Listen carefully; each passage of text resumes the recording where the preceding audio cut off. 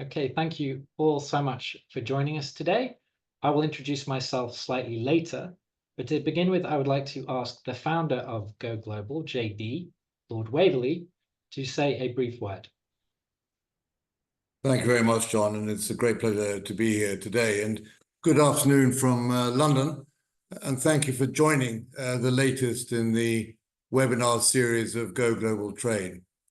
If I might offer one or two preliminary general observations. Over time, GoGlobal Trade will be developing a program of webinars on regional and sectoral subject matters, with future events focusing, for example, on trade finance, financial instruments and investment, the world of trade insurance and freight and logistics, all crucial when transacting international trade. We will also be pointing a spotlight towards the world of Francophone Africa, Latin America, Central Asia and Asia Pacific as being areas of great potential, yet about which not so much is understood. Additionally, and to me personally very exciting, as a further initiative of GoGlobal Trade, the establishing of a global network of trade envoys covering 18 mega regions is in the making. Applications will shortly be able to be forwarded to a receiving domain, www.tradeenvoys.global. But more on this soon, but nevertheless, do message me directly if you wish for more information more immediately. Dear colleagues, turning now specifically to today's agenda, in the unfolding digital revolution of creating and facilitating digital trade ecosystems. According to ongoing WTO negotiations, digital trade is both about cross-border e-commerce and paperless trading.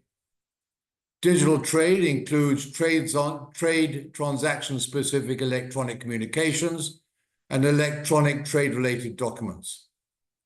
It can entail the exchange of electronic documents and/or data, giving rise to new ways of conducting cross-border business with different security mechanisms, supplanting old, time-honored, paper-based systems. In this GoGlobal Trade webinar, we will learn about the current state of digital trade ecosystems from our panel of international experts, with a focus on standardization, legal recognition, and use of electronic documents and data, as well as national and regional single windows in various parts of the world. One of the prime focus areas of standardization at present relating to e-bills of lading is a combined effort of the world's major ocean carriers, along with the ICC and UN CEFACT.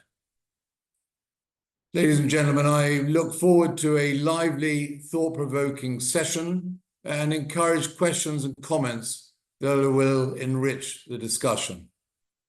But wherever you are in the world, may I wish for a world of collaboration with growth and cooperation through trade. Thank you very much. Best wishes to you all, and look forward to constant engagement moving forward. Thank you, John. Back to you. Thanks so much, JD. So for introductions, I'll be your moderator today. My name is John Lillywhite. I am an advisor to GoGlobal Trade. I'm also a digital policy analyst, currently at the Dubai Chamber of Commerce Policy Team. I was previously a Google Research Fellow at the Dubai School of Government. I've recently just completed a certificate in digital trade strategy with the ICC Digital Standards Initiative, and have been researching cross-border digital trade with a focus on virtual assets for a couple of months. So I've been a decade in the Middle East, mainly in Jordan, but also more recently in Dubai. And I think digital trade is a massively interesting and up-and-coming area. So before we get started, I want to do a couple of housekeeping points. This webinar is being recorded and will be shared publicly in the future. There will be a 20-minute live Q&A at the end of the webinar. So if you have questions, please do leave them in the chat section with your name and designation. We will try to answer as many questions as we can. If we can't, there should be a circular that will be sent from the GoGlobal team shortly after the webinar, trying to consolidate and answer as many questions as possible. Now, returning to the agenda for today, we're going to begin with a look at national and regional single windows with Jonathan Coe. Our second session will look at electronic documents and data with Dr. Hanane Becha and Joran Almgren.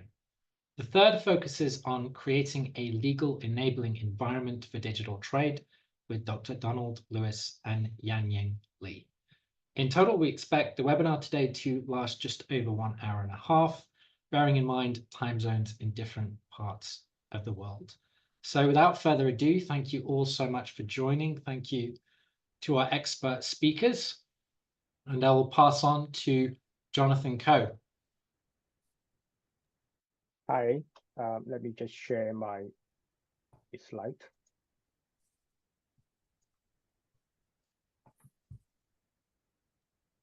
Okay, good morning, afternoon, evening to everyone. I hope everyone can see my slide.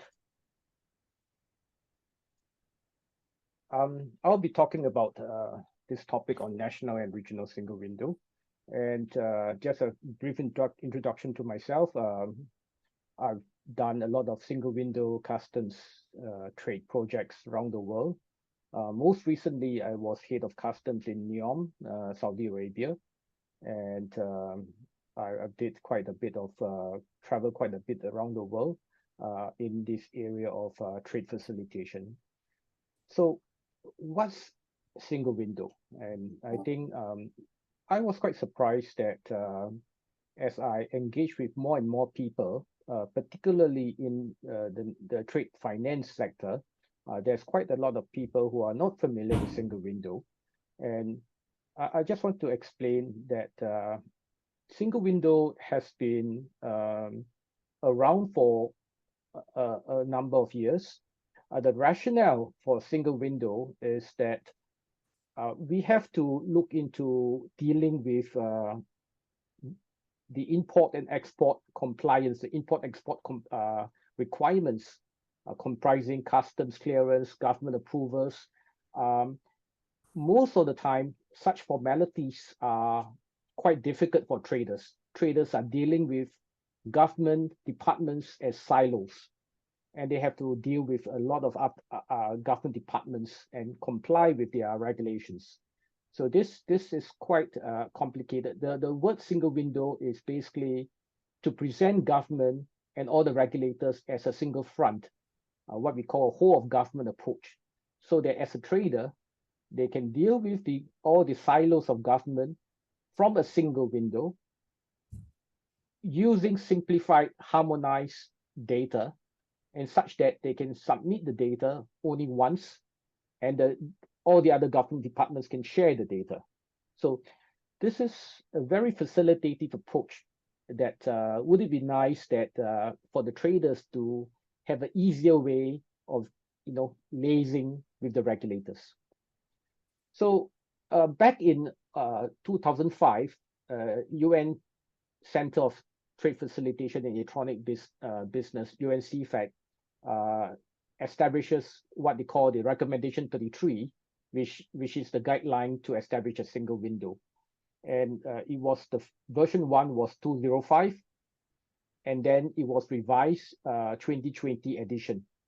So the 2020 edition defines, you can see on the screen, that it is to lodge standardized information through one single point to fulfill all import, export, transit, transshipment regulatory requirements, and data should be submitted only once. So that's a key part of this.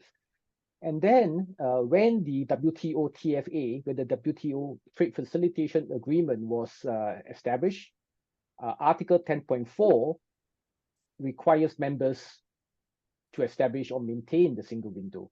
So that gives the impetus for countries to establish the single window as a trade facilitation measure as a facilitative measure to cater for their traders. I think this is a very important step that actually make single window to be much more of a system to be implemented in every country, or at least in the WTO members. So the TFA, I won't elaborate about the TFA, but the single window actually is relevant to a number of the articles in the TFA. Article 7 for release and clearance of goods, Article 10 formalities related to trade, transit, and then of course the Article 10.4 is to establish the single window.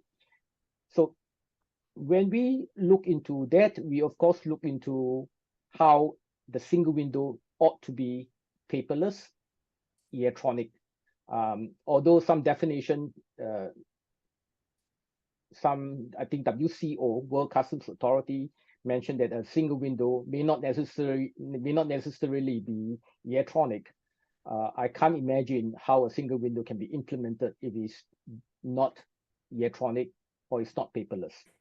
So we can always regard that a single window is almost 100% electronic. It has to be electronic.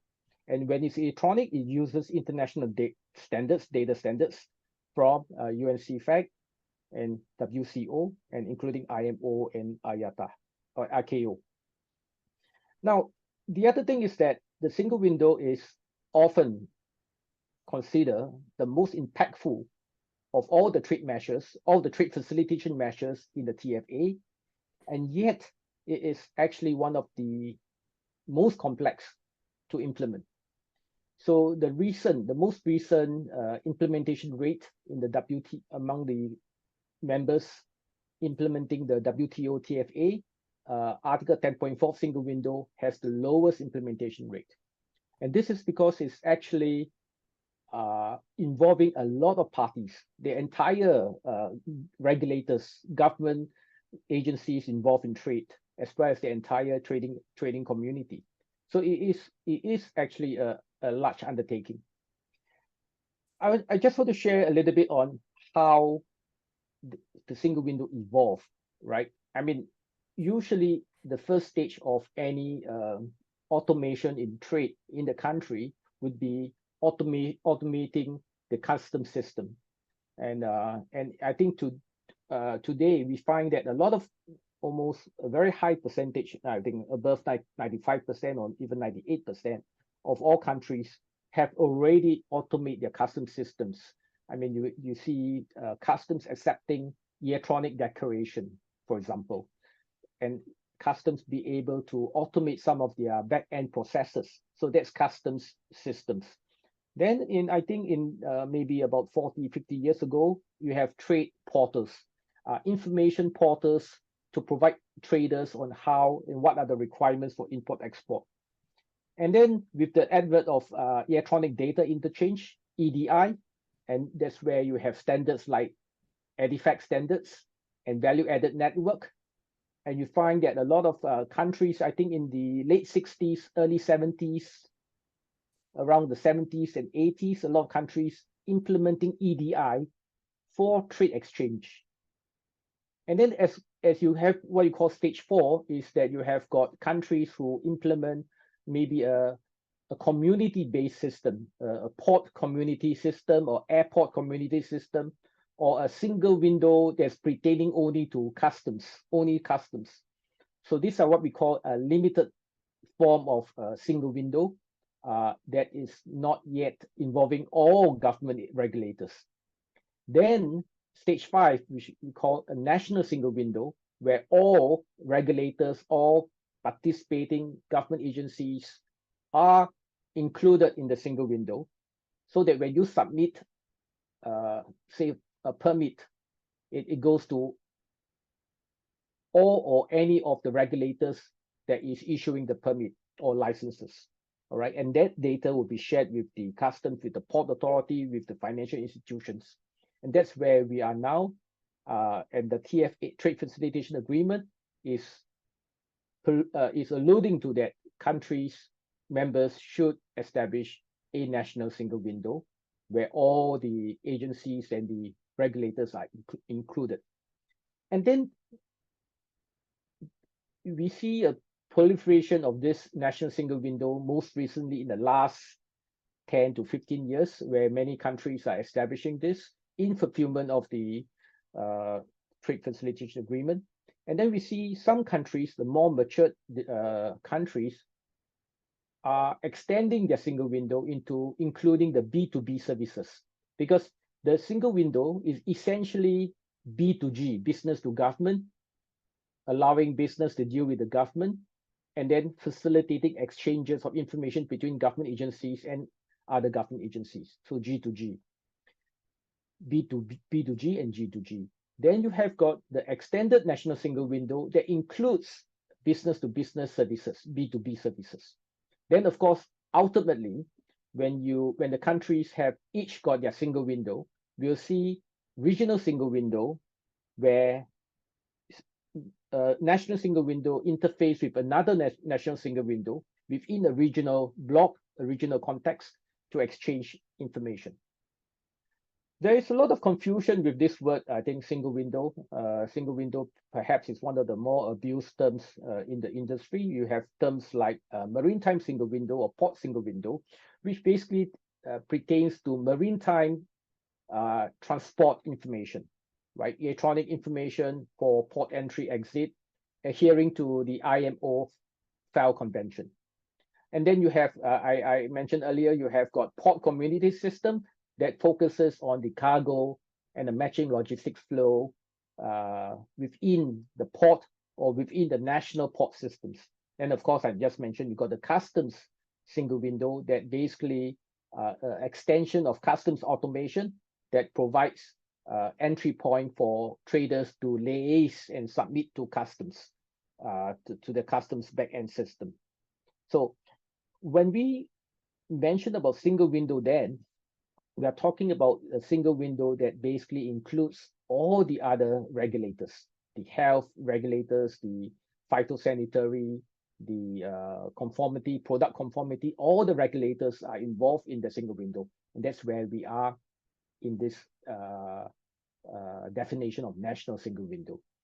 So by my estimate, I think that there is clearly well over 100 countries, well over 90 countries, maybe closer to 100 countries that has got implemented what I will call a partial, meaning that they got a single window that has got a percentage of the regulators included, or even a full single window where they have entirely all the regulators are involved in participating in the single window. So that's what we call a full national single window. So I mentioned earlier on that it is a complex project. So when we establish a single window, it's actually a political reform project. It is actually not just an IT project. It's more than an IT project. It shouldn't be regarded just as an IT implementation. And many single window fail because is treated and implemented just like an IT project, and it is duly failed. It is in fact a new way of governance to provide a front, a united front, the whole of government front to the traders.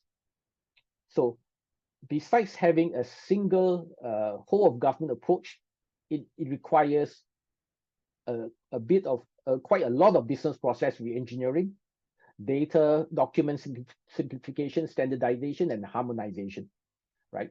So this is actually one of the more complex implementation a country can implement.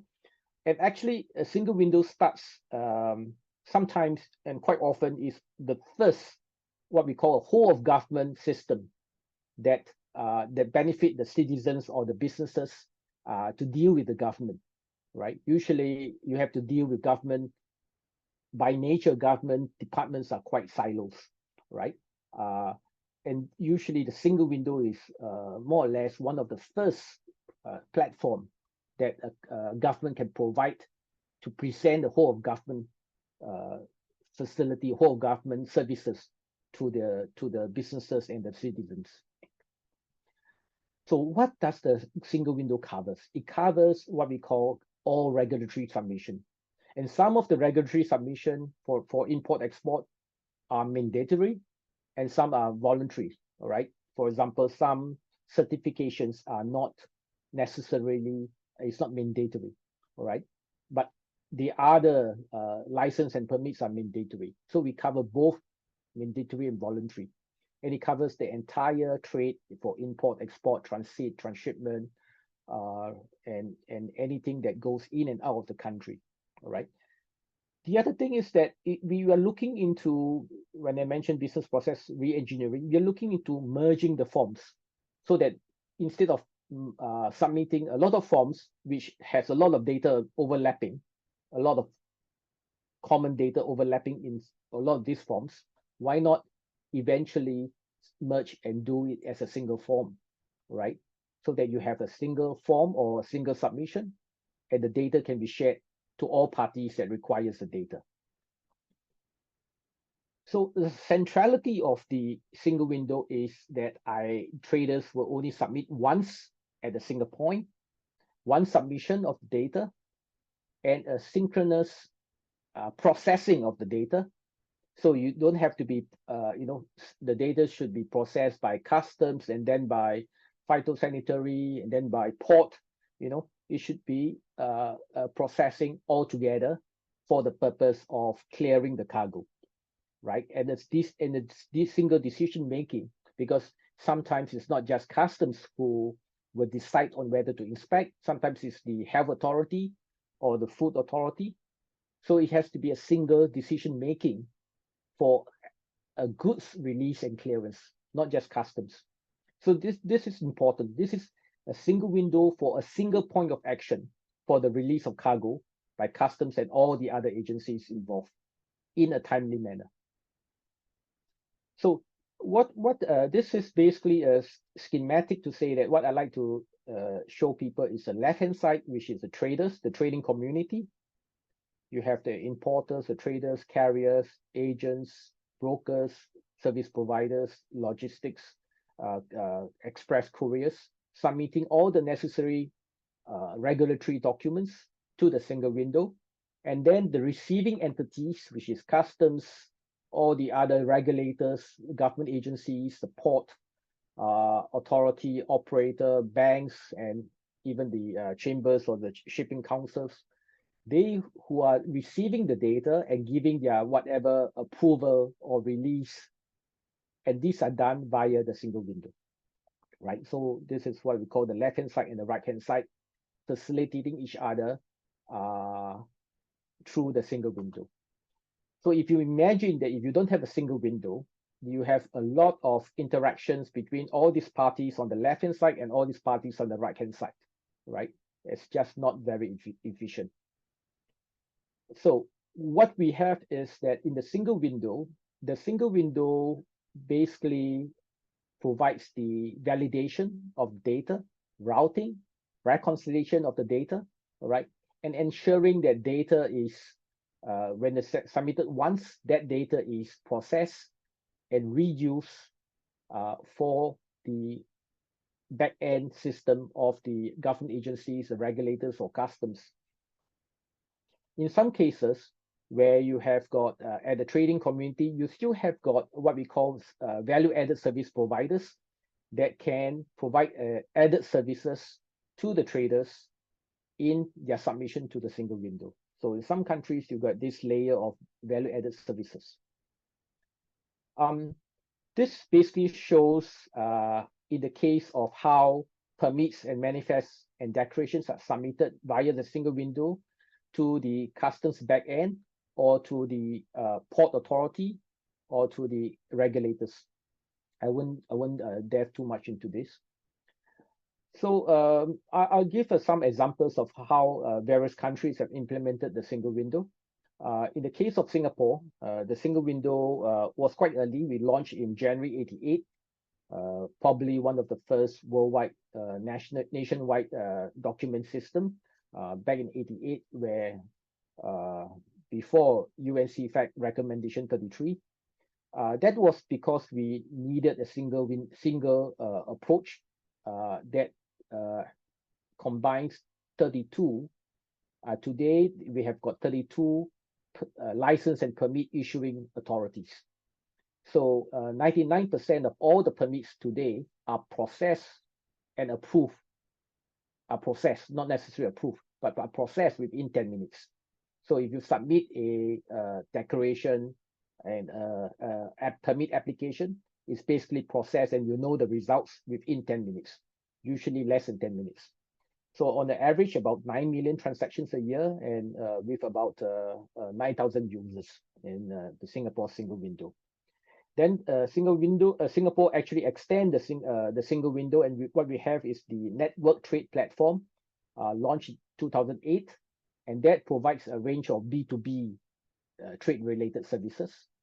And so this basically extend the single window, the B2G, into the B2B services, and it covers quite a lot of other B2B services, and provides what we call a documentation hub that enable the reuse of data, not just between sending it to the government and regulators, but also when you send it to your other business partners.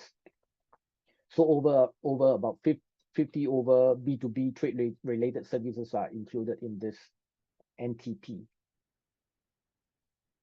Next, Japan. Japan's single window is called Nippon Automated Cargo Clearance Systems, or NUCS for short. They have the air NUCS and the sea NUCS. They are very comprehensive. One of the very established single window in Asia, and very, very efficient. So this is the Japan single window. Just blowing the whistle on time a little bit, Jonathan. Okay. We have a couple of minutes to okay. Finish up. Thank you, though. Thank you. South Korea is unique. They have what we call a dual single window, UniPass, which is managed by the customs, and then U-Trade Hub, managed by a government, private, public entity called KT Hub. This provides the whole range of B2G and B2B services. China single window is actually very well established. They have got 25 regulators at the central level interfacing with the Chinese single window, so that all the documents and electronic informations can be submitted and cleared, approved by the 25 government agencies. Kenya, which I was involved quite intimately, Kenya has got a Kenya single window with 38 stakeholders involved in this single window of Kenya. Now, lastly, among others, US, their single window is called Automated Commercial Environment, ACE. This is the US version, also very well established and very well used and appreciated by the traders. Regional single window, very fast. Regional single window, as I mentioned, is between national single window to national single window, and you've got some regions being attempting this regional approach. ASEAN, among the 10 member states, Pacific Alliance with the 4 member states of the Pacific Alliance. EU is now pending. They are on the way. They are, I think, a work in progress. And this is ASEAN single window interface, the 10 single window of a member state, went live in December 2019 with the exchange of the preferential ECO, preferential cert of origin, called a Form D. This is done by all member states, 10, and then subsequently the ASEAN Customs Declaration documentation, which is, I think, done by 6 countries, 6 member states in February 2022. And then pending is the E-FITO exchange. Pacific Alliance comprises Mexico, Colombia, Peru, and Chile. And they are similar to ASEAN. They have exchanging E-FITO and the preferential cert of origin. So with that, this is my last slide. Thank you very much for your attention. Thank you. Over to you, John. Thank you so much for that, Jonathan. And there's a lot to talk about in regard to single windows and regional windows in the Middle East, but perhaps that can be something for another time. We're now moving on to electronic documents and data. We're going to begin with Dr. Hanane, who is going to be talking for 15 minutes, followed by Yaran with a case study from the private sector as co-founder and director of Inigio. So thank you so much, and I'll pass the floor over to you, Dr. Hanane.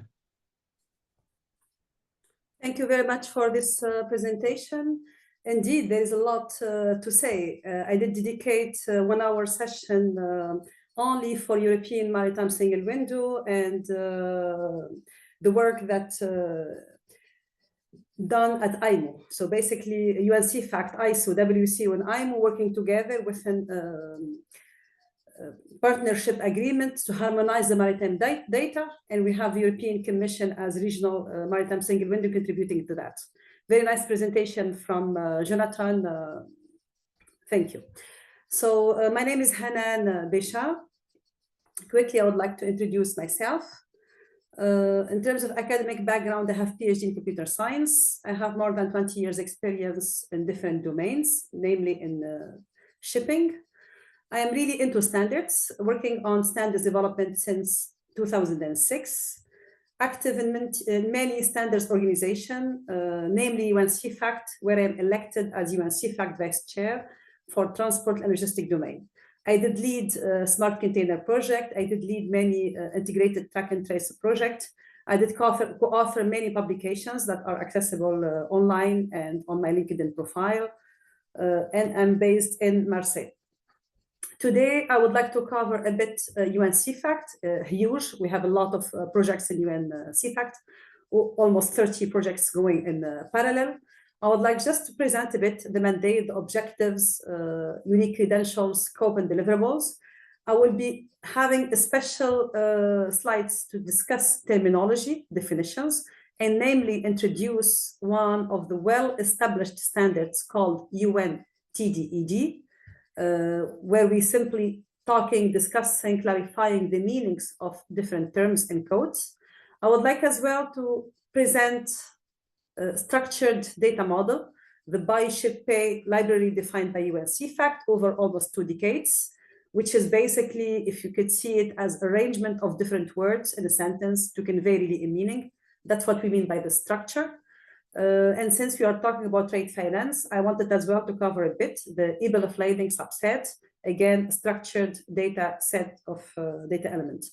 The scope is huge. I wanted really to introduce you to these concepts, and happy to follow up with different sessions, emails, whatever, if there is more information needed.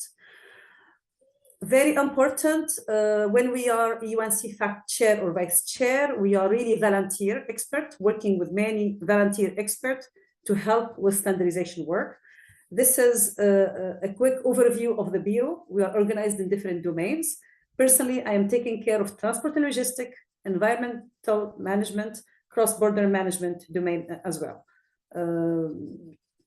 And the Bureau basically represents a community of members and contributors. This is our role, and very rewarding role, to be honest. As volunteer work, it's very rewarding because there's a lot of interactions, learning, etc. Okay, so CEFACT mandate of objectives. Really, the mandate is to develop and facilitate the use of global standards for electronic business, trade facilitation, and related area. It's really about trade facilitation. And how we do this? We do this by developing different standards that could enhance international trade efficiency, effectiveness, and contribute to the Sustainable Development Goals, SDGs. Mainly, we develop standards. However, we do interact with other organizations to work on harmonization. As I mentioned, for the Maritime Single Window, we do some capacity building, advocacy for best practices, and collaboration and cooperation. When we talk about collaboration, we are working with all the UN sister organizations. We are working with the European Commission. We are working with different organizations that are focused on one sector or one means of transportation. And one of the partnership agreements that are very relevant today, this is the one that we have signed with IMO, where we are working on the IMO compendium defining the data elements, the data model, defining the terms needed for the implementation of maritime single window. Okay, I'm just making sure that you could see all the slides. We have a public-private partnership. We have over 1,600 volunteer experts. So they are not paid by CEFACT. They are simply coming, contributing because they have a particular interest in a given topic. And they are really helping, contributing to the general goods per se. DG Move is one of the member states. And we are very happy, very rewarding as well, that they did adopt the CEFACT standards for 2 regulations. The first one, FT, and the second one, European Maritime Single Window Environment. What is very unique about CEFACT, we have this global scope, global reach. We have the UN Blue Badge because we are focusing on sustainability development goals. The work is done really in transparent, independent way, based on volunteer expert contributions. We have an open development process, which means everyone could come, learn, contribute. And we cover the whole international supply chain, which is more holistic view, focused than simply focusing on one means of transportation. All the standards are free for use, available online. So, and there is like continuous work. CEFACT have been around more than 3 decades working on these data standards. When we talk about the global, we are working on unifying the requirement globally. We are working on cross-industry, cross-borders as well, and we are covering multimodal supply chain. So we don't focus on one means of transportation. We don't focus only on a part of the world. We don't focus on a particular industry. It's really trying to have this holistic view to give a better visibility and communication between the different parties for enhanced synchromodality and collaboration. When we talk about synchromodality, that means simply the use of different multiple means of transportation.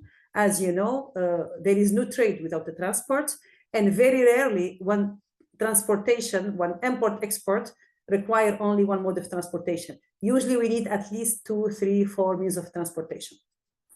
We are trying as well to track and trace and follow and simplify not only the transport view, we are as well working on the trade view, and we are trying to complete that missing link between the transport and the trade, because we see them really going together. Even in CEFACT, sometimes we have noticed there is a disconnect between the trade and the transport data for goods, simply because different modes of transportation use different IDs, use different language, use different way of handling the cargo. And the stakeholders involved usually use different terms, as simple as some will talk about consignment, others will talk about shipment, some will talk about shipper, while others will stick with consigner, consignee. So even the terminology that we are using could differ based on the transport mode, and could differ based if you are talking about the transport view or the trade view. We are trying to harmonize this. We are trying to create bridges for multimodal view. When we talk about multimodality, we talk about different conventions used for the different mode of transportation. Trucks need ECMR, E-tier to be able to share the data with the government in case of control. When it comes to the rail, we talk about SIM, SMGS, while in maritime, it's more about the bill of lading, IMO-FOL. You see clearly that we don't have a harmonized, unique legal document. We're really having different regulations that we have to be taking into account. And to be able, imagine, to answer the question as simple as, where are my goods? It's very, very hard to follow when you have these different actors that they don't have a single source of truth. They don't have a complete view. It's really, each transport provider will have mainly a view and focus on his own leg. And we thought by having this harmonized terminology, harmonized data model, will simplify, will have a seamless multimodal data exchange along the digital corridors. And to be able always to answer where are my goods, independently from the mode of transportation, independently from the service, given service provider, having a holistic view, basically. I would like to zoom on the bill of lading because we said today we'll be talking about trade finance.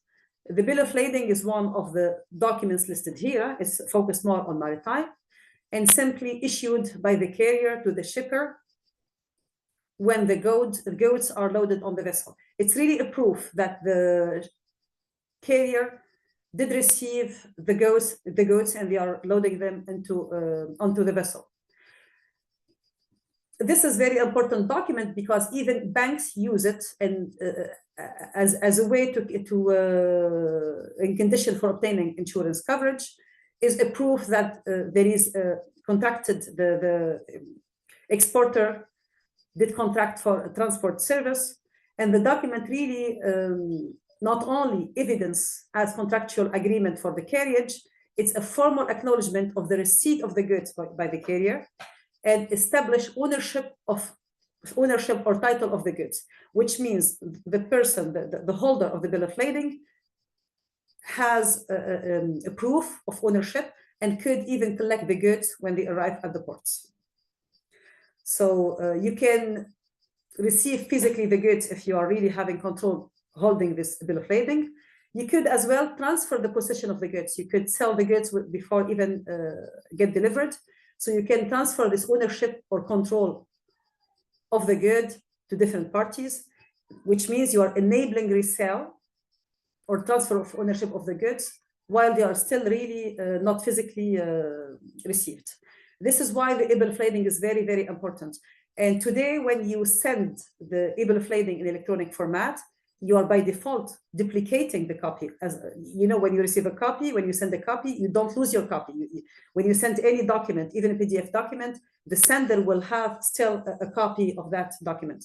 That's why it's a bit complicated to decide, first of all, how to agree on the data elements, on the division, what are the data that need to be provided to have the equivalent, electronic equivalence of hard copy of the bill of lading. And there is as well the challenge how to make sure when you transfer the bill of lading, you are not duplicating, you will not be having two people that could claim that they have control over the goods. You really have to track who's the last person that to whom the bill of lading got transferred. There is no more discussion about the value or the business case for bill of lading.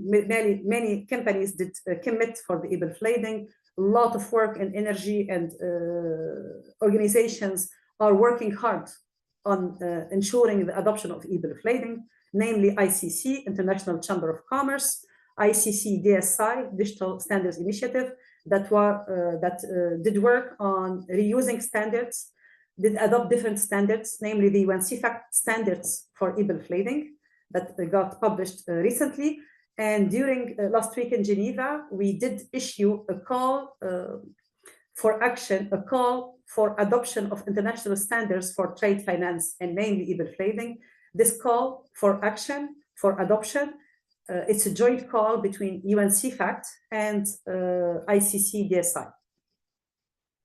And again, quickly, one nice reference, I found it a nice article worth reading, which really explained that trade documentation is a paper intensive and resource consuming. And by simply adopting electronic bill of lading, we could save up to 6.5 billion in direct cost and enable 40 billion in global trade, which is very important. And we are really talking about one document, bill of lading, and not like ICC DSI. Now they are covering almost 40 documents related to trade finance. I wanted to put this into context. It's not only one organization working on this, it's really different organization. We have UN Citral on this webinar that will explain how they are working on conventions for contracts and model law on electronic transferable records. And my colleague will explain later how they are even working on new instruments to go beyond the maritime industry.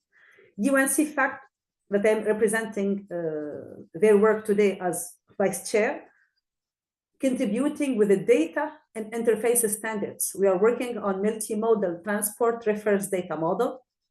subsets to define the exact data element needed for electronic bill of lading. And again, we are not reinventing the wheel. We are simply selecting a subset of data from a wider, larger set of data that is focused on MMT. And I will explain that a bit further. As I said, different other bodies working on this, UNCTAD, World Bank, ESCAP, WTU, WCU, all of them contributing or supporting or promoting electronic digital trade. And we have different countries, as we heard earlier, there is challenge because we have to make sure that there is a regulatory framework for this bill of lading exchange at the national level. So Bahrain and Singapore did lead that. UK, France, and Germany did follow. And now as well, we know that USA, China, Hong Kong, Japan, South Korea, working on this, okay? If I may just try to cover that, we didn't really wait until we talked today about bill of lading to start working on maritime standards. We have been working for maritime standards since 19-something. I know at least the UNTDED document, the first version was issued in 1970. UNTDED stands for United Trade Data Element Directory. It's like a dictionary, which is a joint collaborative work with ISO. So we will be having the same standards as an ISO standards 7372. I said this standards was initially developed in 1970. It was reviewed in 2005. And now, as we speak, almost 20 years later, we are again reviewing this document to make sure that it covers all the new technologies, all the new terms that we have been using lately. Just ringing the bell on time, Doctor. I will try to, yeah, thank you. I will try Thanks to hurry up a bit. We have the UN layout key document standards, which is very important. Different organizations work together to ensure that we have a clear definition. When the terms are used in different forms by different organizations, they have them clearly identified, harmonized definitions, harmonized business names, and the clear link where these terms are used in which form. UNEDIFACT, without saying, more than 30 years of transport message development and increasing implementation, we could say 100% adoption. We have different code lists. When we talk about code, countries, currencies, means of transportation, events, we have literally many code lists that will list all the different possibilities with the clear codes. You know, computers process much easier codes than different strings, sentences, or human languages. The MMT that was developed in 2005, and we have to mention that during the pandemic period, we did accelerate the work on digital documents. That was a nice challenge, if I may say, in spite of all what it was like very challenging and very hard to live as a period, but nonetheless did accelerate.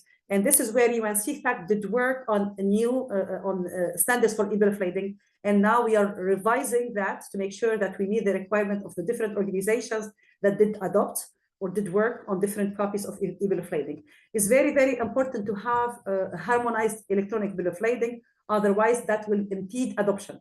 It will because bill of lading, you have really to move from one platform to another one. You cannot force all the parties exchanging goods to be on the same platform. Okay. UNTDED quickly, simply. Doctor, can we skip this and move to conclusions just to be fair to the other speakers? Sure.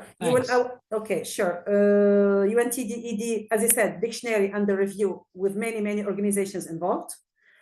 Very important to use the same terminology for the different terms, because if you don't use the same terms, you are duplicating. We did notice in one exercise during the pandemic that 70% of all the information in trade document is shared. So basically, you don't have to define or name consignee in different ways and different mode of transportation. It's better to have a harmonized naming definition. This is simply how we work in CEFACT, how we translate regulations, requirements into business requirements spec and as standards. We talk about BRSs, business requirement spec. We talk about semantics, which is simply terminology, agreeing on the terms, the business names and the definitions. And syntax, this is for development, which is really getting more into technology, syntax format, more the exact representation of the data in given syntax. UN CEFACT, you will hear a lot about UN core component library. And basically, this is different subsets for particular views. This is simply to give you an idea about the size of the different elements in the library. And simply to tell you that we always have a subset based on what we have defined, and we continuously enrich by adding any additional needed data elements. I would like simply as a conclusion to invite you to adopt UN CEFACT standards, because we have a consolidated list of standardized data and processes for use, free of use. We have really been working on simplifying. We have really working in collaborative manner with all the different stakeholders, experts and organizations to have interoperability. And we have really the common basis for implementing choosing data exchange syntax. What else I have to say? Simply, this is how we select a subset that we need. And this is how we are trying now to work on evaluating subsets, simply by starting from what we have, crossing what we need, and adding, like I did show in this box in the box, whatever there is additional data element needed. Finally, again, a quick reminder that we have all the standards available for free on the website. You don't even need to have a password. And that's it. I hope I did cover what you needed. And again, 50 minutes, it's very little to go in details, but I'm happy to have, to be invited to this opportunity to present a bit, at least to invite you to take a look to the UN CEFACT website and to consider standards and in your development, basically. Thank you very much. Thank you so much for that, Hanane. Feel bad not giving you enough time on that, but thank you for that great introduction to UN CEFACT. And moving on, we're now going to look at a technological solution from the private sector. I'm excited to introduce Iran, the co-founder of Inizio.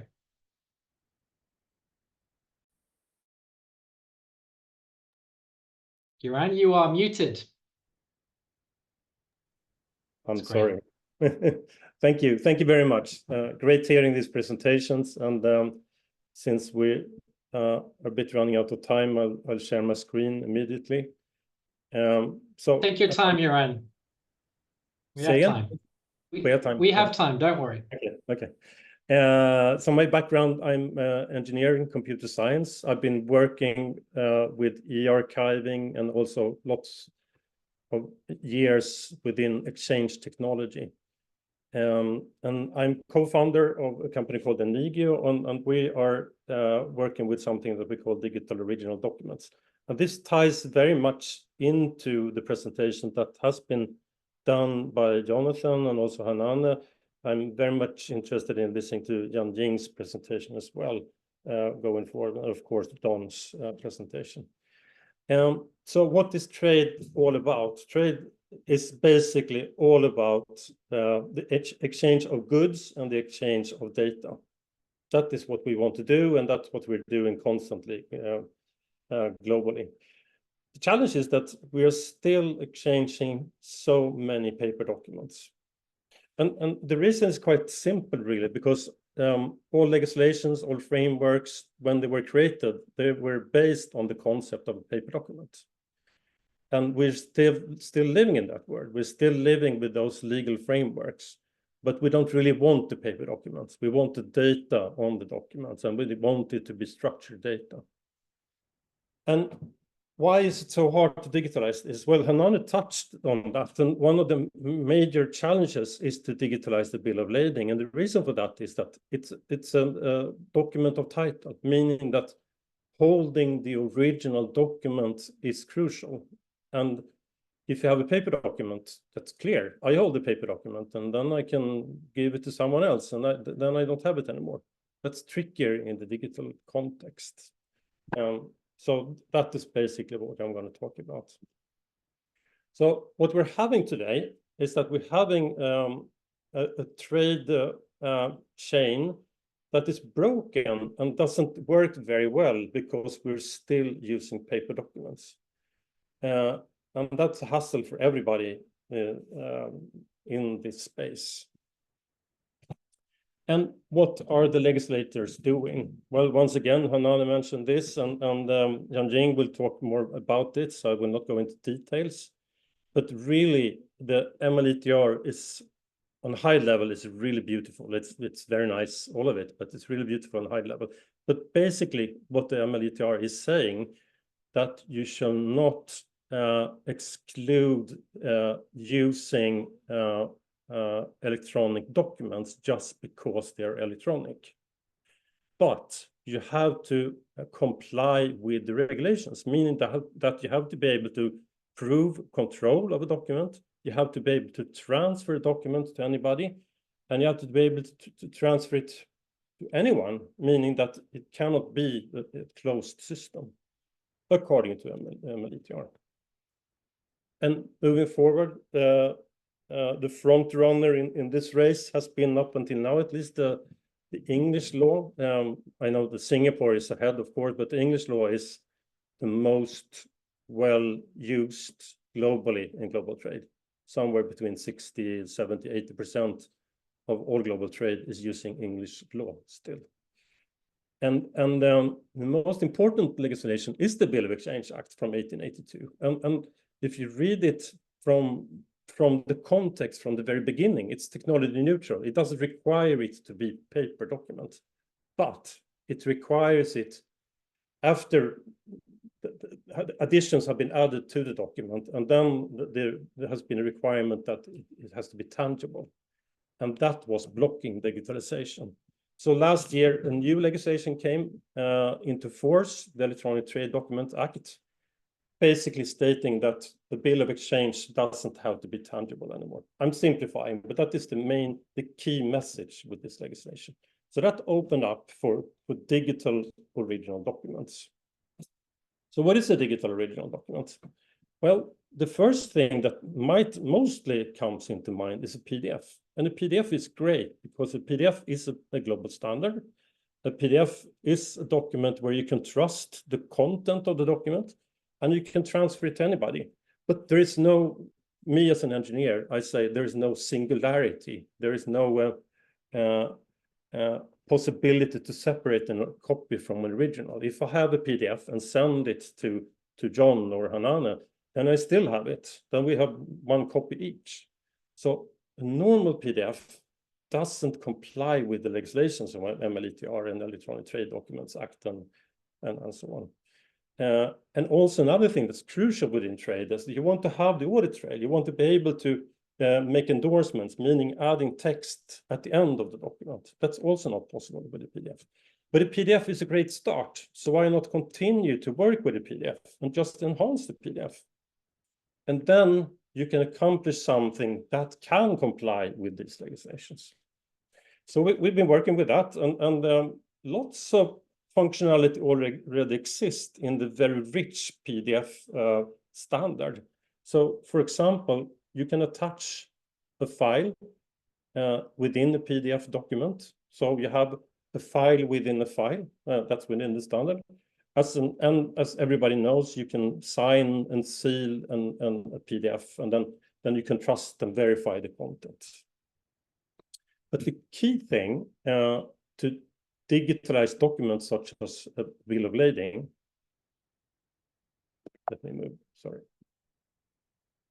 Let me take one step at a time. So the first step, the first layer is the normal human readable content, the PDF file document. The next level is a machine readable content, the structured data, where you have the data in any form that you wish. For example, according to CEFACT or something like that. And you have to make sure, the tricky thing is that you have to make sure that the human readable and the machine readable is 100% aligned. And then you can have attached documents within the file, which is quite often requested and needed. And then you have to be able to add a signature to the document. And most of this already exists within a PDF standard. The tricky part is to be able to transfer the structured data in a trustworthy way. I will come back to that.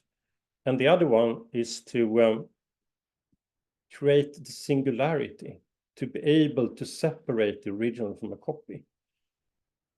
And the way to do that is to have a single source of truth, a notary service that can separate the original document from a copy and prove that there's only one holder of the document that can manage the document at one specific point of time.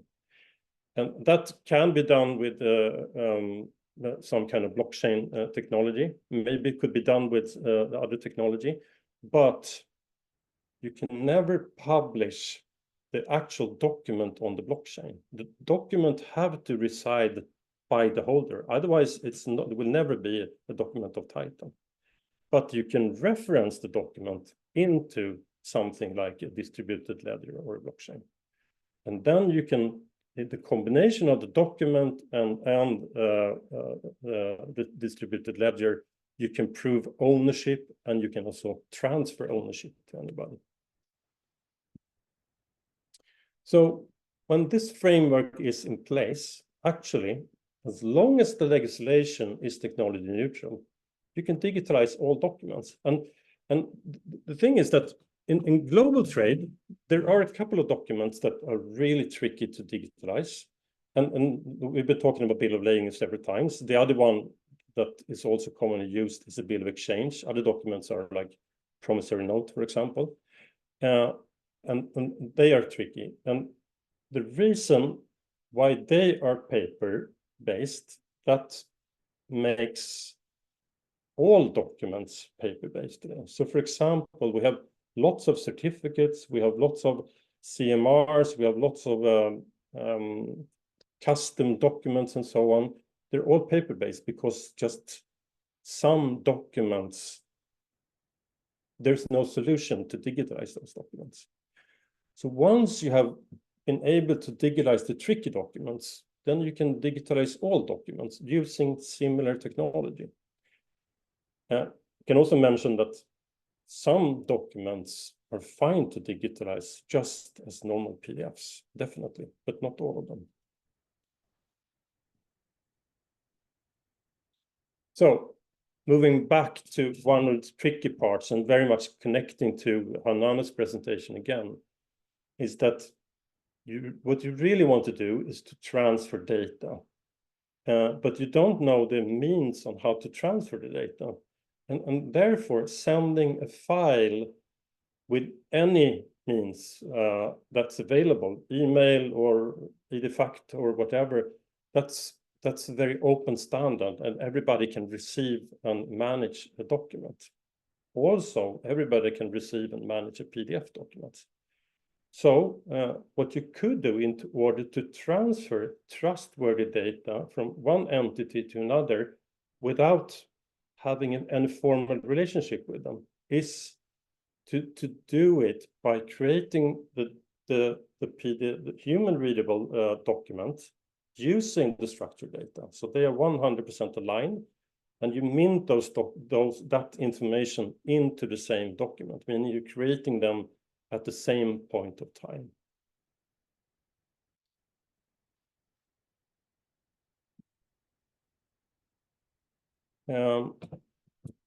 And by doing that, you can reach end-to-end digitalization without having to have a formal relationship with everybody.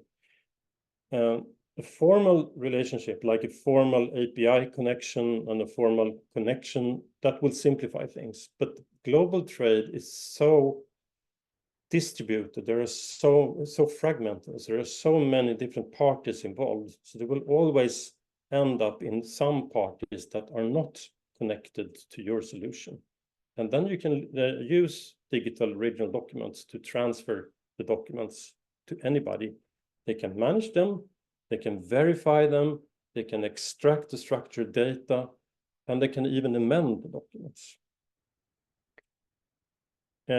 also, what is very important according to the legislations is that when needed, you should be able to transfer,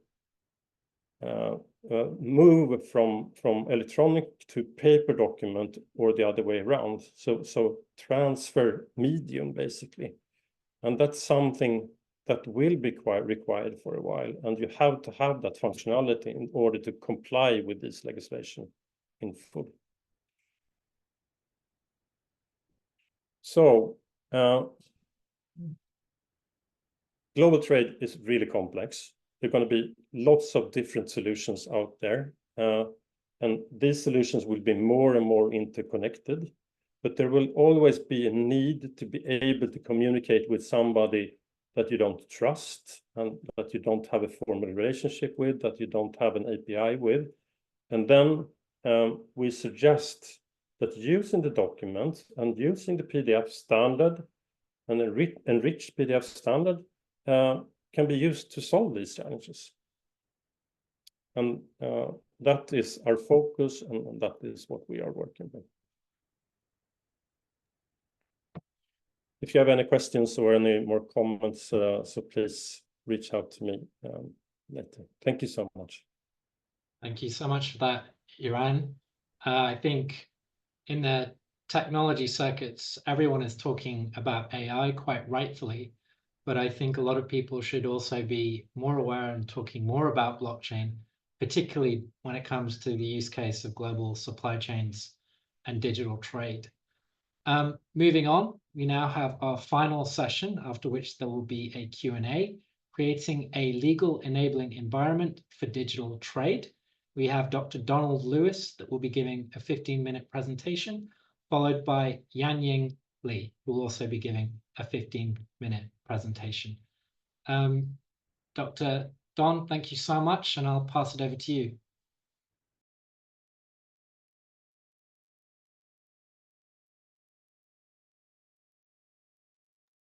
Don, are you okay there?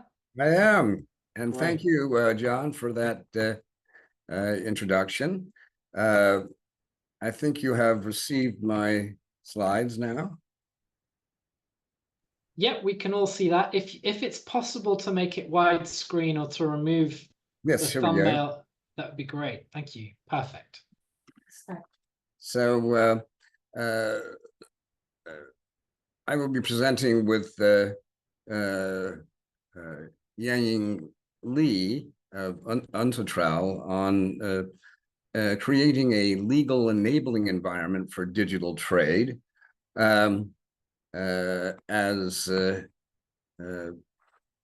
I think many of you are aware, I'm a member of the global advisory team of GoGlobal Trade, but I'm based in San Francisco. But what we were seeking to achieve today in focusing on this topic is that it would be helpful for those in the audience to learn a little bit more about the legal dimensions of digital trade and what are the major legal enactments that are currently being used in digital trade.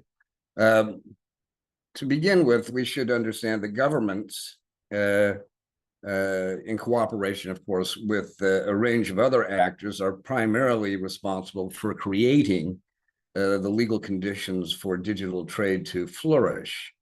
In particular, governments and other interested stakeholders need to be aware that there are international legal developments which can be applied or adopted in their own societies and economies. In turn, such adopted legal rules provide clear guidance on how banks, corporates, and individuals, among others, may lawfully organize and conduct their digital trade activities. In this regard, it's It's to be noted that treaties, conventions, and international agreements are major sources of international law governing digital trade. In particular, there are very important UN conventions and WTO agreements in this space. And I've listed some of the more important ones. That there is the UN Convention on the Use of Electronic Communications in International Contracts, 2005. This UN convention is intended to strengthen the harmonization of rules regarding electronic commerce and foster uniformity in the domestic enactment of UNCITRAL model laws relating to e-commerce, as well as to update and complement certain provisions of those model laws. Secondly, the UN Convention on Contracts for the International Sale of Goods, or CISG, dating back to 1980, and indeed having been adopted in many jurisdictions around the world. It's just to be noted here that CISG has application to international sales contracts for the sale of goods created by electronic means. So it certainly can apply unless it has been excluded from application. Next, the UN Convention on Contracts for the International Carriage of Goods, wholly or partly by sea, the Rotterdam Rules, adopted in December of 2008. This convention builds upon and provides a modern alternative to earlier conventions, such as the Hague Rules, the Hague-Visby Rules, and the Hamburg Rules. The Rotterdam Rules provide a legal framework that takes into account many modern technological and commercial developments, including the growth of containerization, door-to-door multimodal carriage, and the development, importantly, of electronic transport documents. And in this sense, it is compatible to a significant extent with UNCITRAL's model law on electronic transferable records, or MLETR. However, the Rotterdam Rules are not yet in force. I next mentioned the UN Cybercrime Convention, which is currently under negotiation, and also reference the earlier Budapest Convention on Cybercrime of 2001, which is in force. And I mentioned this because of the great importance today of cybersecurity in electronic trade environments. So this convention, which is under negotiation, is something to keep an eye out for. Next, the Framework Agreement on Facilitation of Cross-Border Paperless Trade in Asia and the Pacific, or CPTA, which came into force in February of 2021. This is a product of collaboration between ESCAP and UNCITRAL. And it is a UN treaty that builds on and extends the WTO Trade Facilitation Agreement that was mentioned by Jonathan Coe earlier, and is definitely worth closer study. It includes provisions on single trade windows, and among other things, mutual recognition arrangements, or MRAs, for Asia-Pacific contracting parties, including China, who is a party to the CPTA. As regards WTO agreements, there is, of course, the WTO Trade Facilitation Agreement, entering into force in 2017, and which Jonathan Coe referenced, particularly with regard to single windows. But it's also worth noting, very importantly, that the WTO e-commerce agreement, stemming from the JSI, or Joint Statement Initiative of the WTO, is currently pending, and that agreement is supposed to be finalized actually this summer. So this can be, and indeed will be, a major contribution to the regulation of e-commerce and paperless trade at the international level. I would now like to turn to UNCITRAL model laws. The UNCITRAL model laws are arguably an even more important source for national law on digital trade. And these include the UNCITRAL model law on e-commerce, which was issued in 1996.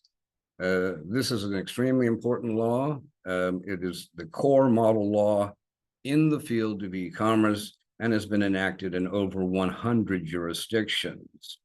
As something of a companion to MLEC is the Model Law on Electronic Signatures, MLES, which was enacted or was promulgated in 2001.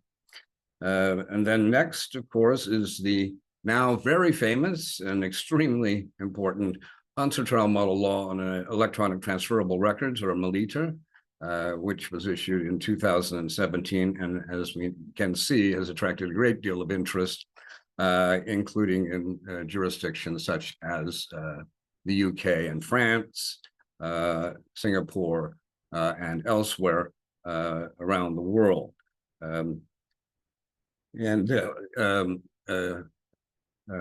My fellow speaker, Yangying Li, will discuss MILITA in more detail, but it's worth noting that this is a watershed in the legal recognition and functional equivalence of a range of electronic and financial documents or instruments, such as e-bills of lading and e-bills of exchange. And I might add that Luca Castellani of UNCITRAL deserves great credit in the drafting and shepherding through the whole approval process, MILITA. Next, I would mention, just in passing, the UNCITRAL model law on the use and cross-border recognition of identity management and trust services, or MILIT, of 2022.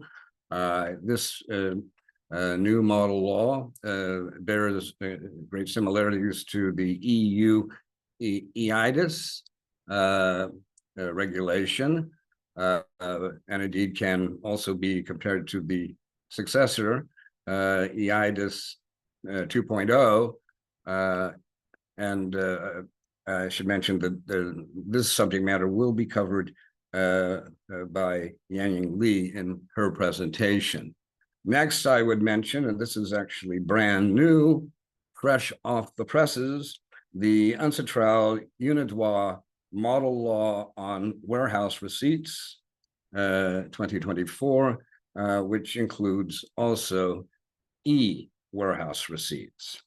Then there is an extremely important enactment that has just been released. This is the UNCITRAL model law on automated contracting, 2024, another watershed law. This model law provides a legal framework to enable the use of automation in international contracts, including through the deployment of AI techniques and smart contracts, as well as in machine-to-machine transactions. It is intended to complement and supplement existing laws on electronic transactions, particularly those based on UNCITRAL e-commerce texts. It is to be noted that this model law is the first legislative text from UNCITRAL on legal issues related to the digital economy and digital trade, with work on data contracts and distributed ledger technology, blockchain technology, currently ongoing. And finally, just briefly mentioning what Yangying Li will speak to us about in considerable detail, is the UNCITRAL instrument on negotiable cargo records and negotiable e-cargo records that is currently being developed by working group 6 at UNCITRAL, and which Yangying Li has been centrally involved in, and is supposed to give rise to a prospective UN treaty. But we will hear a great deal more from Yenying Li on that. This is that which is really very much her area of expertise.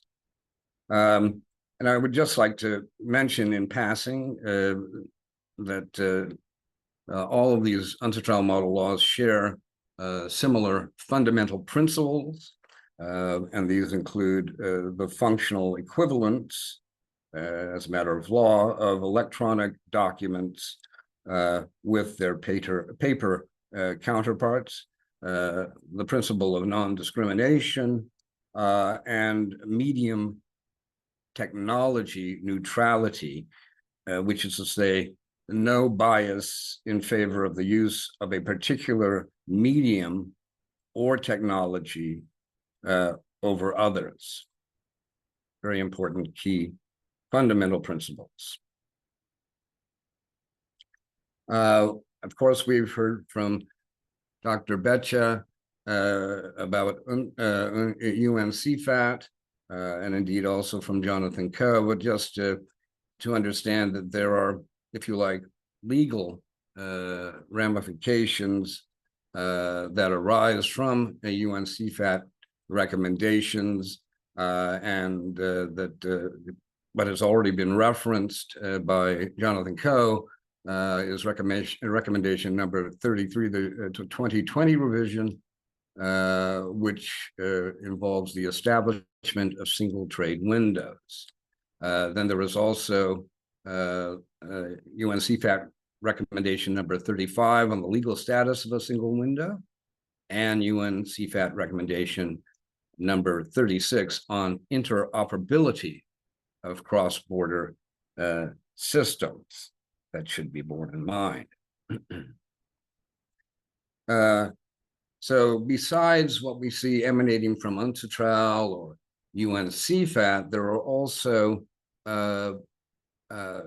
other national laws that should go into the creation of a legal enabling environment for digital trade. And I've just listed a few here, but one is the single trade window law. Many countries do actually try to spell out the features of their single trade window and indicate who was responsible for the operation of the window and what those responsibilities are. And indeed, I did want to mention that the UK is undertaking the development of its own national single trade window in the wake of the 2023 passage of the Electronic Trade Documents Act, or ETDA. Next, I did want to just briefly address, and this is something that can be discussed at considerable length, is data governance and data governance laws. This is important legislation, which will deal with, among other things, data retention and electronic archiving, especially in relation to the national single trade window, and should set forth responsibilities of government custodians of paperless trade, electronic records, and other information such as government data centers. Moreover, data sharing arrangements among government agencies should be addressed in the law in relation to data collection, retention, and data ownership issues. Professor, just calling the bell on time if we could move to concluding comments. Absolutely, John. I just mentioned very quickly in passing, another important area is data protection, as epitomized by the EU General Data Protection Regulation, or GDPR. Privacy law, also extremely important in this space, as are, as I've mentioned earlier, cybersecurity laws. What I would like to just sum up and finish with is some other UN initiatives that I think the audience would find very useful to know about, and this includes the ESCAP, UNCITRAL EIF Readiness Assessment Guide for Cross-Border Paperless Trade, including the Legal Readiness Assessment Guide, and that to date, multiple countries have undertaken e-readiness assessments. I've provided a couple of links here where the audience can explore further this. I also reference the Cambodia Readiness Assessment for Cross-Border Paperless Trade done by ESCAP in 2019, as I was the legal consultant for that legal readiness assessment. And the Legal Readiness Assessment Guide covers a number of areas, which I've listed here on the slide. Again, the audience can explore more about this. And just a final word here is that ESCAP is also involved now in feasibility studies and has undertaken pilot projects in Bangladesh, Nepal, Cambodia, and Central Asia. So thank you, John, and the audience for this opportunity to address some of the important legal dimensions of digital trade. Thank you so much for that fascinating introduction. And without further ado, it's a good segue into Yanying Li. Yanying, over to you.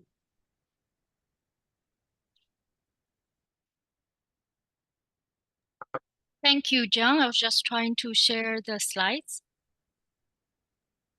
Yanying, are you muted? Can you hear me? Can you hear me? Yeah, that's great. Thanks so much. Perfect. Good morning, good afternoon, good evening, distinguished participants. And many thanks to GoGlobal for this opportunity. My name is Yanying Li, and I'm a legal officer at the Secretariat of the United Nations Commission on International Trade Law, UNCITRAL, and I would like to thank Don and other speakers for already covering our work. For those of you who may not be familiar with UNCITRAL, very briefly, UNCITRAL is a subsidiary organ of the General Assembly, established in 1966 to further the progressive harmonization and modernization of international trade law. UNCITRAL prepares and adopts legislative and non-legislative instruments in key areas of trade law. Importantly, these instruments are negotiated through an international process involving a variety of participants, including all UN member states, invited IGOs and NGOs.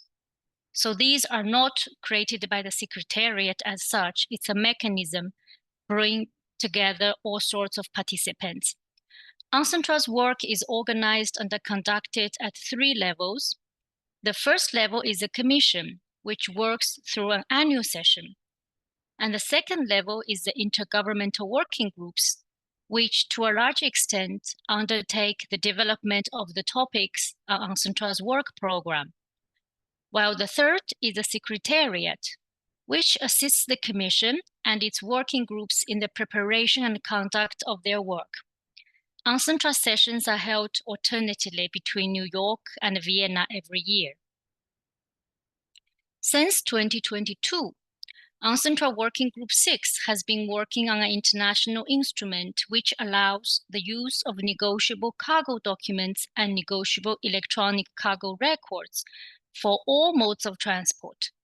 Today, we have only international instruments for this kind of documents when the transport is performed by sea or by inland waterways, known as the bills of lading, which you have already heard from distinguished speakers of earlier the panel.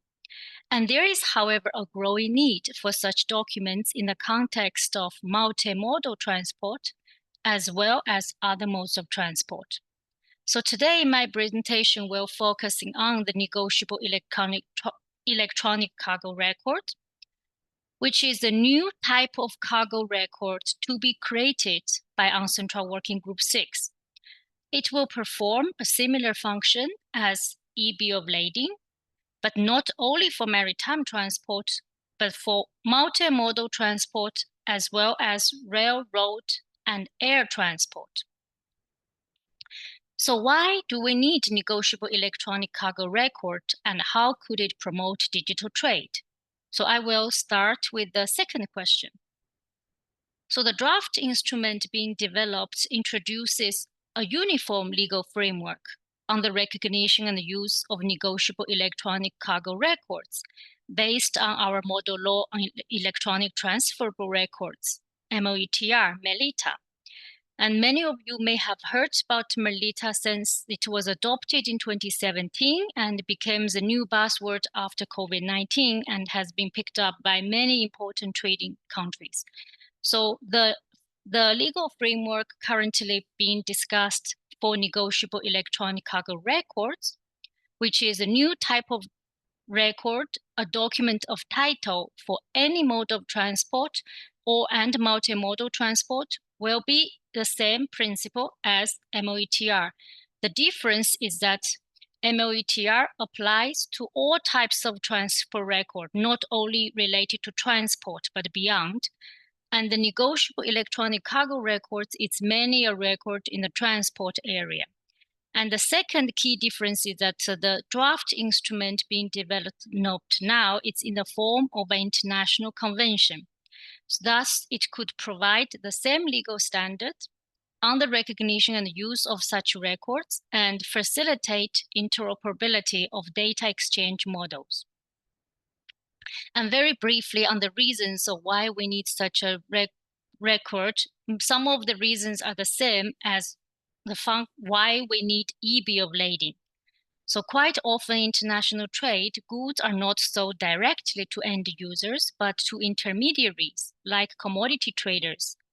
And a negotiable cargo document and negotiable cargo record would allow goods being carried by any mode of transport in a multimodal or unimodal context to be sold while in transit. And the second reason, which referring to the one from the bank's perspective, this is also the same as the maritime bill of lading, is that such a document could be used to obtain trade finance, particularly letters of credit. But once the banks become endorsee of such a document, or the banks take security over the goods being transported, this would give the banks more comfort in providing the trade finance.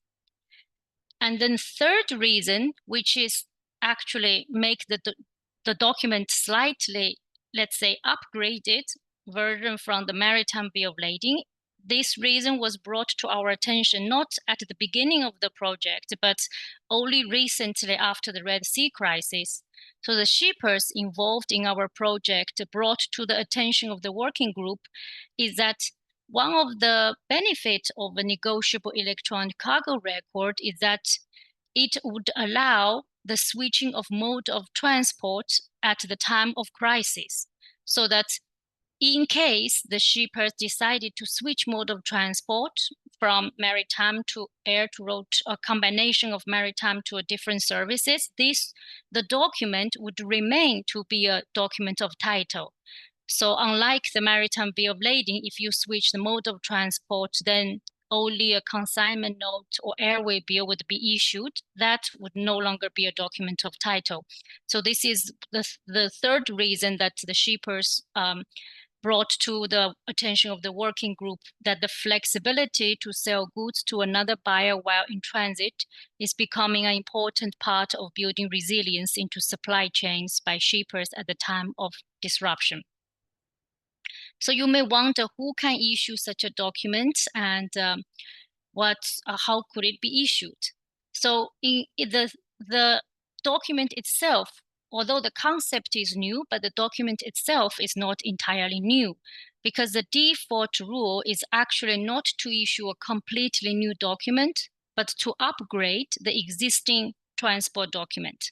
So for example, in the multimodal context, FIATA has been issuing the FIATA multimodal negotiable bill of lading without an international legal framework. And once this draft convention is completed, that FIATA multimodal negotiable bill of lading could be upgraded into a negotiable electronic cargo record just by a reference to this convention. And similarly, any other transport document which meets the minimum information requirements could be upgraded. And the issuers of such a document will be the contractual carriers, so including the railroad, air, or even maritime carriers, plus freight forwarders acting as contractual carriers. So not those freight forwarders acting as agents, but those take contractually the responsibility to perform the carriage of the goods. And the project involves many stakeholders. The documents would only be issued by the carriers and freight forwarders at the request of the shippers. And the shipper may make such a request if the banks request for it, or the first buyer, commodity traders, request for it, or the shipper may request for it if wanted to have extra flexibility at the times of disruption. And insurance companies is also relevant, as they could be the ones who provide liability insurance for freight forwarders or other aspects. The project, I forgot to mention, the project was brought to the work program ASEAN in 2019, and the secretariat from 2019 has been carrying out preparatory work, and it was officially moved to a working group for intergovernmental negotiation in 2022. And since then, 4 sessions have been held. It is envisaged that at the next year's Commission session, so we're talking about in 1 year time, this document may be ready to be presented to the Commission for finalization and adoption. And here on the slide, you will see this is a takeaway of the most recent session, which discussed the legal framework for negotiable electronic cargo records. As I already alerted that in the very beginning of the draft, it's similar to MOETR, but it's not exactly the same. But after the last session, now the conclusion is really to make it at least the legal standards the same as MOETR, so that it would be easier to align with those who adopted the MOETR in the context of e-bill of lading. And for those who may not be extremely familiar with MOETR yet, it was adopted in 2017, applies to electronic transferable records that are functionally equivalent to transferable documents. And these transferable documents typically include bills of lading, bills of exchange, promissory notes, and warehouse receipts, which entitle the holder to claim the performance of the obligation indicated therein, and allow the transfer of the claim to that performance by transferring possession of the document. And as Don have already introduced many of the ASEAN Trust text on e-commerce, so in fact, ASEAN Trust has been developing texts in this area over 30 years. And MOETR is one of the texts that distinguished from the previous text in a way that the document we're talking about here, they are not just any document. They are not the paper version of what we see, the receipt, the invoice. They are documents of title. They are transferable documents. So that is why that this instrument it's a little bit different from the others in a way that it incorporates provisions on control. It incorporates reliability standards. So these are the newer elements compared with the other provisions. And I will briefly also mention our more recent instrument on the model law on the use and cross-border recognition of identity management trust services. It provides a set of model legislative provisions that legally enable the use of identity management services for online identification of physical and legal persons, as well as the use of trust services to provide assurances as to the quality of data in electronic form. And so these 2 instruments currently influences the drafting of our instrument on negotiable electronic cargo records.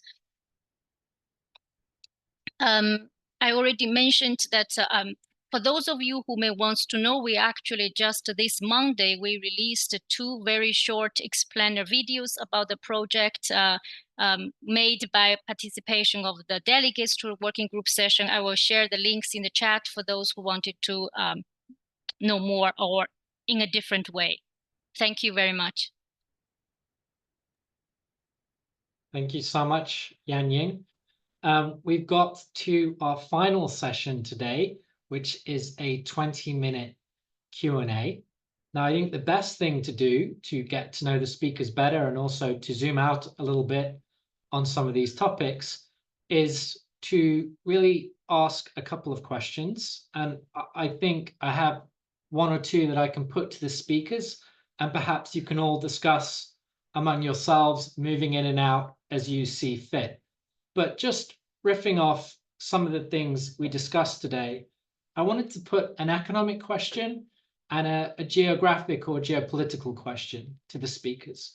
The first is an economic question. When we talk about digital trade, I'd love to get your thoughts on what component digital trade plays in the overall global digital economy, because I know there's a problem in measuring digital trade. So as practitioners in this field, when you're talking with people, how do you argue this will be the impact of digital trade on the global economy? This is why digital trade is important.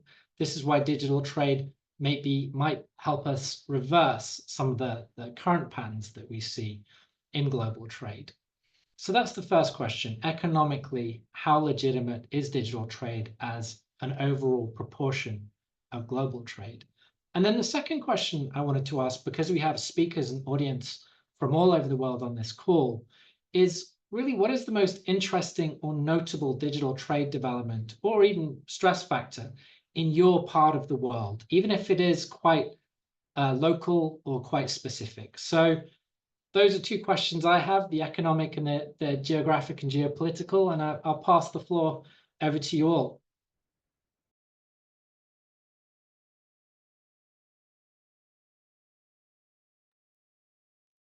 Maybe I can start briefly answering the first question. The second I have to think a bit about, but we've been talking a lot about what's called the trade finance gap.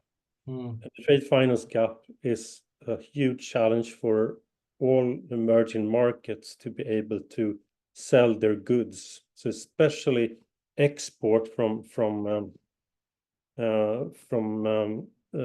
SMEs into the Western world. They can't do it because they can't access financing.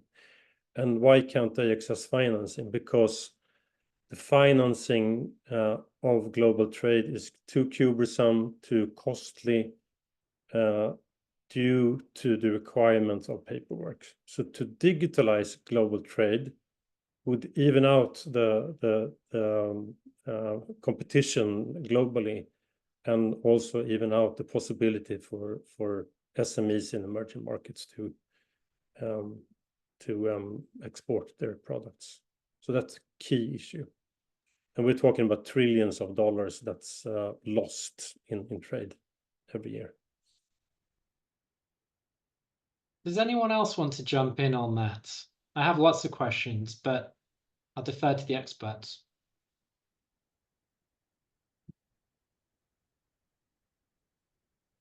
So on your point, Iran, and of course my background is as a technology analyst and researcher, and I often find myself looking a lot at geography and geopolitics.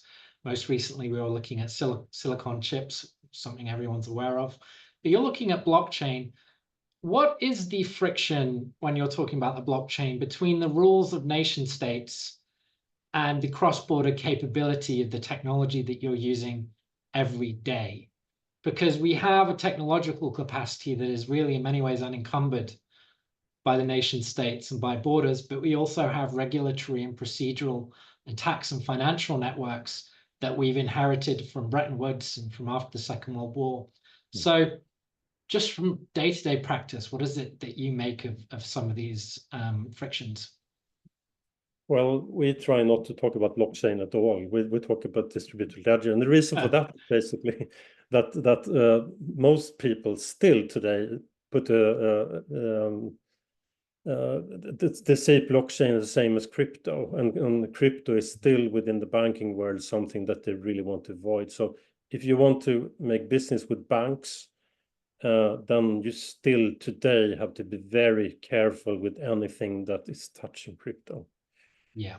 Blockchain technology on a more wider scale is a fantastic technology to prove authenticity, to be able to create an audit trail and provenance and such things. That is really the key thing with blockchain as we see it. It's not transaction engine, because it's basically too slow to be an efficient transaction engine. Well, thanks for that. Don, I see you've got a hand raised.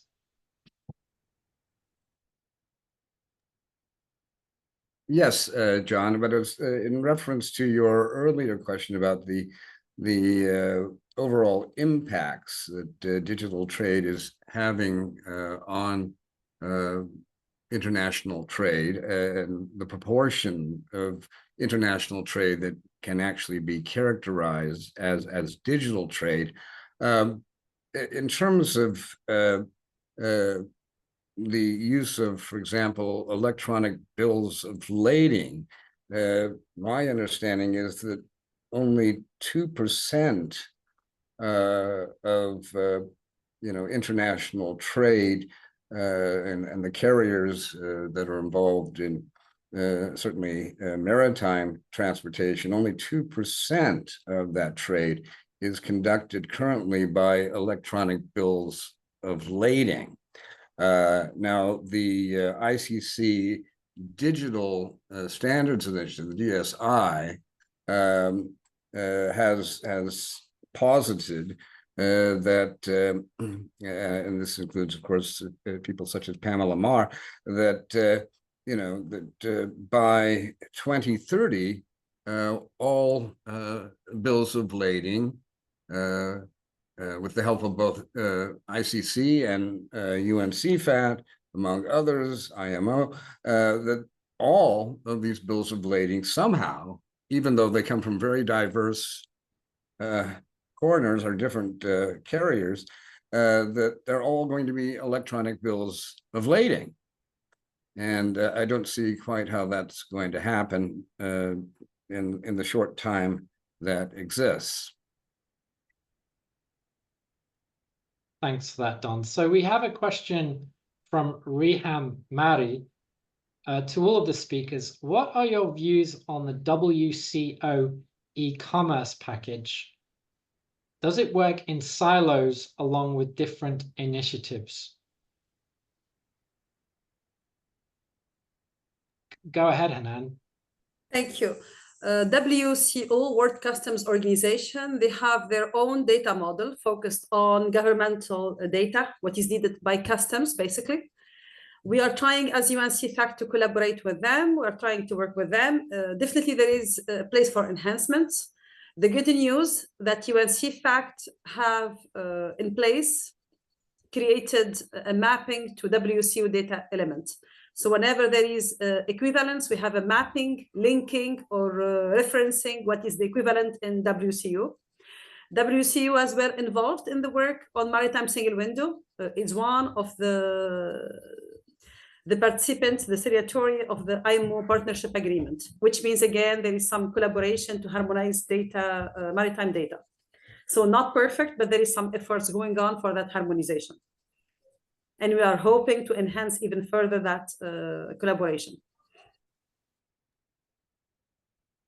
And what about the rest of the world? So are there any particular developments, be it for the positive or the negative, in the United States or Europe or in the Asia Pacific, that the speakers think are notable or that haven't been given enough attention, or that might be up and coming within the next 6 to 8 months?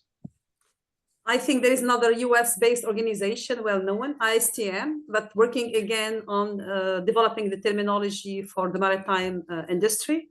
and they are trying to increase availability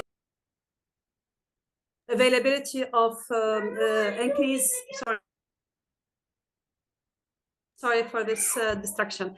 ISTM are trying to increase the visibility of the international standards, including UNTDED, to encourage the usage of the same terminology. So instead of having US developing a new terminology, new standards, to start by reusing what is out there yet.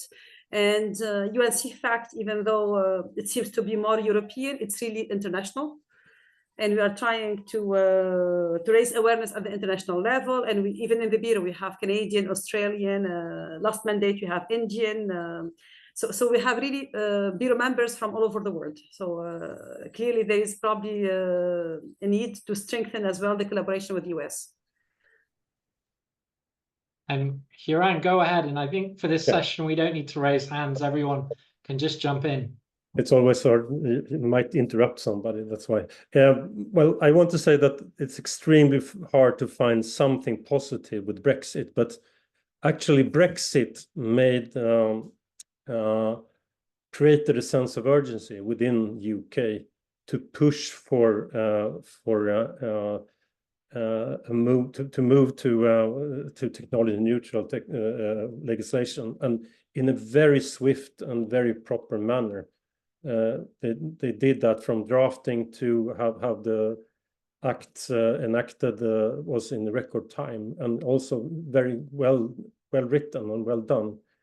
And that will be very much the model, and that's pushing, for example, EU, which have been much slower in this dialogue. So there are some few positive things with Brexit. We were recently talking about European digital wallets scheduled for next year. That was a different conversation, but that was fascinating.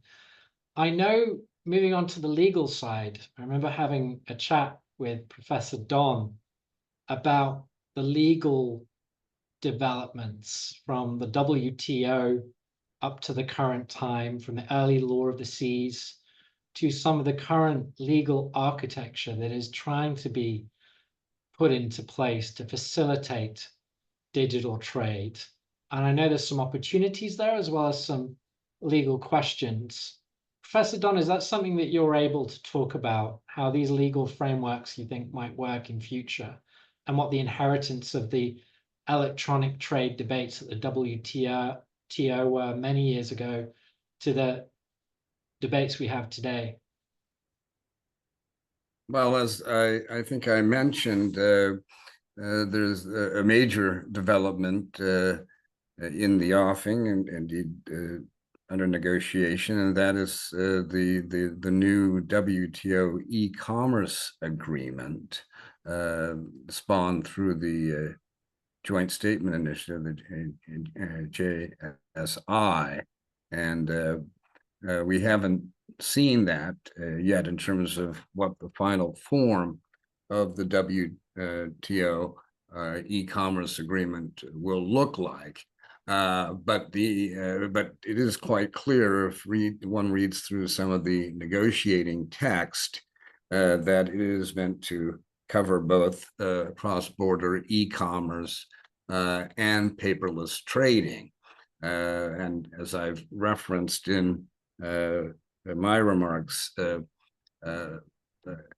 UNESCAP in particular has been very active on paperless trading initiatives.